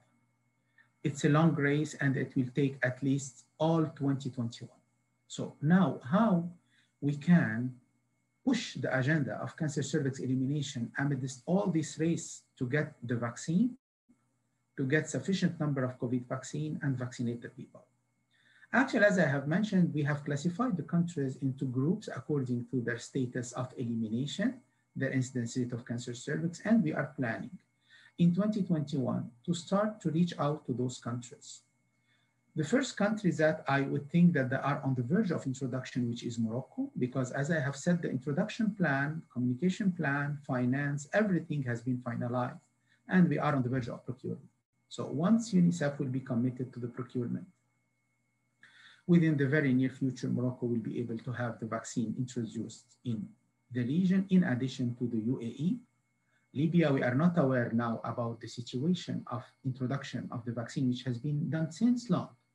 But in our consultative meeting, it has been mentioned that even the representative of the country is not aware if the vaccine is still rolling out in Libya or not. We have the success and the successful story of UAE. Also, we heard, not in an official way, that the vaccine has been somewhat introduced in some other Gulf countries. So this is the second group of countries that we're going to get access to know exactly how they are reaching out with the vaccination coverage of HPV. The third group of countries that we're going to focus on, that the countries who have already supported, these are low-income countries supported by Gavi, and we'll be reaching out to them in order to finalize their plan, because advocacy was there in some of them, so we can start working with this limited number of countries. So I would say in the middle of all these factors that has been mentioned, if we succeed to have the vaccine introduced in 2 to 3 more countries in 2021, I would say that this would be a real success. We don't know what will happen tomorrow, but this is our plan to do it. We are planning to organize a kind of virtual meeting with all these countries to see exactly if they would be able to be supported by a way or another in order to get this vaccine introduction done. As you have rightly mentioned, there are some political backgrounds. So in Tunisia, for example, it has been said, but at this point of time, the vaccine is not in the agenda of the Ministry of Health. So it wouldn't be in the agenda. We will try. I don't want to go into politics here, but you know that there are many factors which are playing in this, not only in Tunisia, but in other countries as well. So we'll be going through all these countries in these different groups and to get access to them, to know exactly if they are able, what are the kind of support they need. If they need a financial support is there for some other countries. If they need a technical support is also there from also WHO and other partners here in the forum. We can also push these countries in order to achieve this very important pillar. And reaching the high coverage is, I think, optimistic to reach the 90% coverage, because we know that in UAE, which has been introducing the vaccine in Abu Dhabi since long, and then expanded to the other Emirates since 2 years, but still the introduction coverage is not yet achieved. So we will be working together in order to achieve our goal, inshallah, to reach the cancer cervix elimination, mainly through the HPV introduction this year. And then we will, hopefully we'll be able to not to wait another 2 years until we meet. Maybe next year we can also meet and have a kind of update on the situation. Over to you, Dr. Ziad. Thank you, Dr. Kamal. And you've been kind to convene us for the regional consultation. So that's also another meeting that we get to meet each other face to face. So I'm really grateful for that opportunity. I think that one of the questions, and I'll continue with you, Dr. Kamal, here, is basically that we're seeing a lot of also good signs for the region to kind of like be able to eliminate cervical cancer. First, we are one of the lowest prevalence rates in the world. We have the lowest prevalence rates in the world. So we're starting from a very lower threshold. We're having some of the basically countries that were starting on this very early on, and particularly Abu Dhabi. 2008, that's pretty much the same time as Australia. So they're on track basically for elimination. But at the same time, my feeling is that we don't know enough about our genotypes. We don't know enough about the data that sort of like will allow us to make the most rational decisions, either between sort of like choosing between the nonavalent or the quadrivalent or others. Basically, how are we doing in terms of like support for infrastructure that will allow us to get this data that we need? Yeah, thank you, Dr. Ziad, for this very important question. I think you were with us in our consultative meeting and we were discussing the threshold of elimination. Should it go up to 10 per 100,000 rather than 4 per 100,000 for the elimination strategy or not? You also know that most of the data, because of the weakness in many countries, the data are not so valid. Yes, we are starting at a low threshold, but you know that in many countries, these are estimates.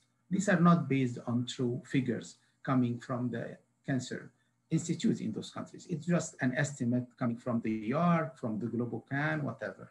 So we are not really sure about that. But in those countries, if we have reached elimination, are we going to reach the target of 70% cancer cervix elimination, 90% for the palliative treatment, 90% for the HPV? We need to have those figures in order to make sure that elimination is really there. So as long as the data is not telling us maybe the real structure and the real situation on the ground, we need to have those targets achieved. So on the same line, we are working on both sides. Many of the countries have asked for strengthening of the data as well, because as you know, the health system is not able to provide such relevant and concrete data. So we are supporting technically in order to have a better registration, better figures, better data flow, and so on. So we are working on this technical issue in order to make sure that the figures that we have are really reflecting the truth. This is another challenge, you know, that we have in the region. It is the data analysis. So we are working on the same time to get a kind of real reflection of what is going on the ground. And in parallel session, we are trying to abide by the 3 pillars of the cancer cervix elimination, reaching the 90-70-90. It is a lot of work to be done, knowing that we have a low, this is a good sign, low rate of cancer cervix, but I think we have to make sure that these figures are comfortable to everyone, and this really cancer cervix elimination has been reached in these more than 10 countries which have a lower threshold than 4 per 100,000. Over to you. Thank you. Dr. Shibel, I saw you also sort of doubting when I said the data is sort of like positive in terms of the lowest rates, and I think Dr. Kamal responded, but when I look at you, Dr. Shibel, I see the activist who's able to score major political success in terms of bringing countries together to commit. So we heard Dr. Kamal saying his prediction, quite conservative, I have to say, on what we can accomplish in 2021. So according to you, what do you think we could do in the next 2 years to kind of bring countries to act faster on this? Yeah, thank you very much, Dr. Ziad. Yes, I agree with you. First, I fully agree with Dr. Kamal when he said that we have only estimates. We don't know exactly what's happening in the countries, and they will come to that because data generation and data utilization is very, very important. I will come to that later. But let me just summarize what we can do with the governments. I think it was very well addressed from technical point of view by Dr. Kamal, but I will try to frame it in a different way. First of all, I think it's very important to continue our advocacy. First, to galvanize the commitments made by different stakeholders and mainly the governments, but also we need to engage key stakeholders as advocates for financial commitment for cervical cancer elimination. And also our role is to advocate to ensure affordable prices for HPV vaccine, because this is the only way or to eliminate cervical cancer. And they think having affordable prices for HPV vaccine for low-income countries is not something, it's not a luxury. It's something which is really important. Now, after the advocacy, we need to work on 2 sides, the supply side and the demand generation, the demand side. On the service delivery or the supply side, very important to integrate cervical cancer programs and to help government to do that. We have been working on the integration of the SRH package since years and years, and now we are seeing we are witnessing the results of these efforts. The second one is to strengthen the cervical cancer screening programs and to be able to reach those left behind. And I think it's very important. And this is linked with the data generation as well. In addition to that, we need to keep the guidelines and screening protocols updated. And this is mainly done with the WHO, our partners, and the other partners.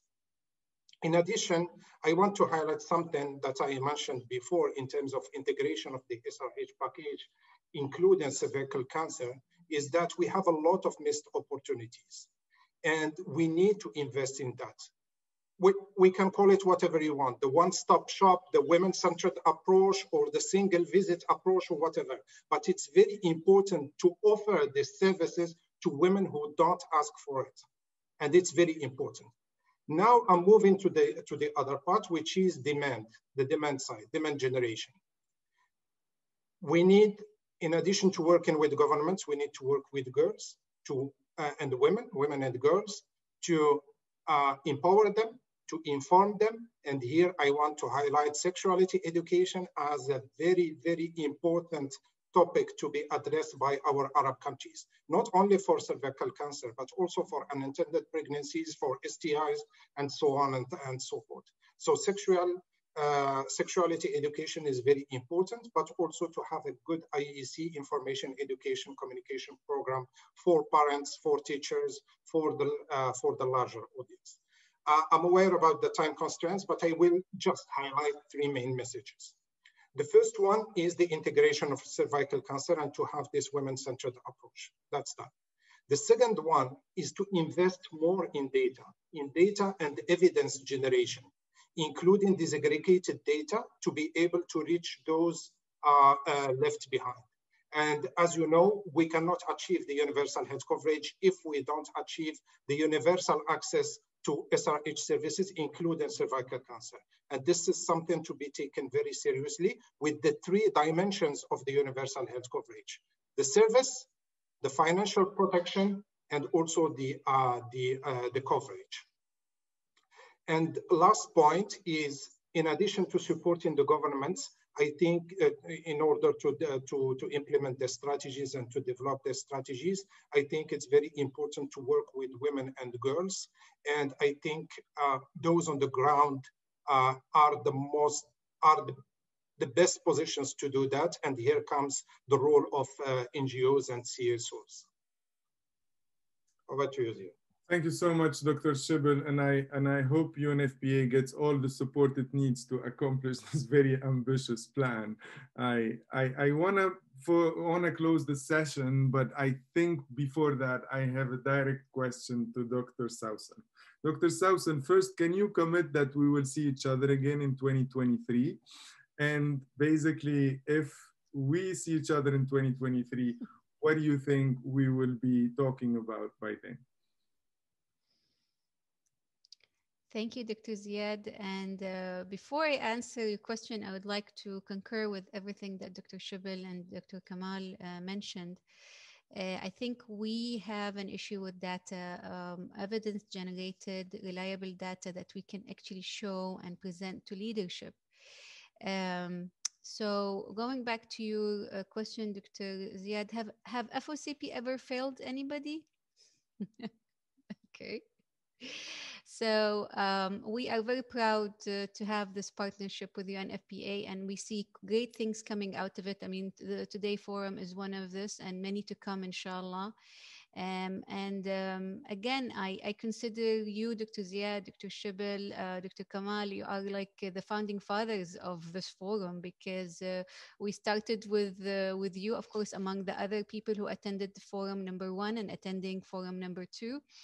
And I believe that we should actually convene on a 2-year basis, but also in between we should have some sort of a tracking or an accountability maybe report or something, maybe something we can discuss with the UNFPA, how we can make it into a more measurable, and tangible information that can be disseminated into our partners. But I believe there is also lots of things that, and I'm not talking because I represent Friends of Cancer Patients, but also there is, for example, the leadership that's shown by the leadership of Friends of Cancer Patients. This forum is under the patronage of Her Highness. Her Highness in her opening speech emphasized on the elimination agenda. She emphasized on how important it is to have a more robust either advocacy screening, treatment, early detection. That was all there. So again, leveraging on such leadership is very important for us. And if you asked us from a civil society perspective what we can offer, I would first say we can start by sharing knowledge. We can start by sharing what makes FOCP successful and also what makes FOCP a great player, not just on a national level in UAE, but on a regional and also international level. I think let's start the dialogue from there. And I am hoping that by 2023, we will actually have only 8 years to go for the WHO strategy, which is the 90-70-90%. So that would be a good time for us to say, okay, where are we now? What have we achieved? And how we can reach to the 2030 target. I know Dr. Kamal was a little bit conservative. I totally understand that, because with all the, again, the unforeseen situations like the COVID-19, things are slowing down, but it's not stopping.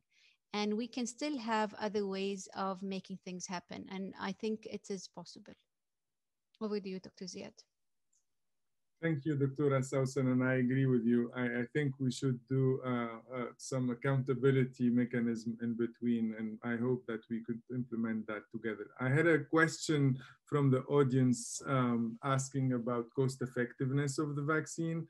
If you don't mind, I'll respond directly, and I'll say that first, the vaccine is basically a best buy by WHO, and Dr. Kamal can confirm that. That is something that has proven internationally that is cost-effective intervention. And our countries in the region, the ones who have done it, they found, and I think Professor Colm referred to the Tunisian paper, that all those who have done the study of cost-effectiveness of the HPV vaccine have proven that it is a cost-effective intervention. The other question that we received is regarding the implementation of the non-valent vaccine and vaccinating and being sort of and vaccinating boys as well. And sort of, I want to just defer to Dr. Kamal to see if he has anything to say about that. No, nothing at the moment, Dr. Ziad. So thank you very much for highlighting this. Actually, it's a work in progress, and we need all together to really reach such a goal. I just reflected the reality that we feel from our side to all the countries, and the things that you might know and you might not know, that in some countries of the region, we are really not in a good situation. This is not a kind of pessimistic situation. It is a situation analysis based on the data and the information we know. I would like to tell you one very little story in an email that I just received yesterday based on my follow-up for the HPV vaccine. I will not say which country, but I just wanted to tell you to understand that it is a country in our region. That I communicated with the WHO country office in order to advocate more, where are we for the HPV, what we're going to do. And the response that I got that, Dr. Kamal, I just wanted to let you know that the Ministry of Health for the past 1 year, they don't want to hear anything, any other vaccine, except how we're gonna deal with COVID. So I'm afraid to go to the ministry, just asking them, are you planning 2021, 2022, anytime? They don't even bother to respond to this. So this is a kind of response that we get from the Ministry of Health, and not at a low level, at a high level in the Ministry of Health.